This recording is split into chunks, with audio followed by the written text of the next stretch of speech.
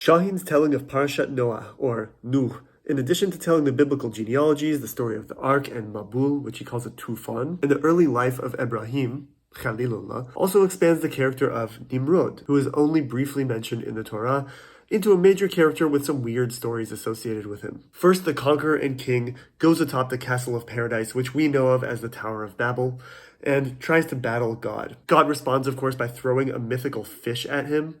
But it gets weirder. After the well-known story of Namrud, possessed by Satan, trying to burn a young Abraham in an oven, from which Abraham emerges unscathed, we get to read the weird demise of Namrud. This story was borrowed from Islamic sources, who seem to have adapted it from a Talmudic story about the demise of King Titus of Rome. Namrud the dog, as Shāhin calls him, tries to claim that he's an immortal god. To humble him, God sends a mosquito to fly up his nose and into his brain, driving him mad. He can't sleep, he can't eat, and his skin turns yellow with disease. Satan appears to Namrud as an old man with a kabbah and turban, pretending to be a doctor. He tells Namrud why he's suffering like this and that he needs to repent.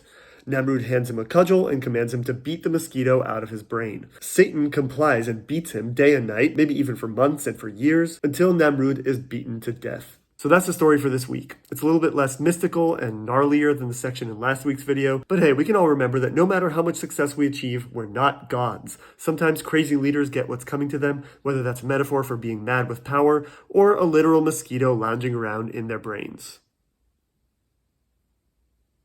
I'm just kidding.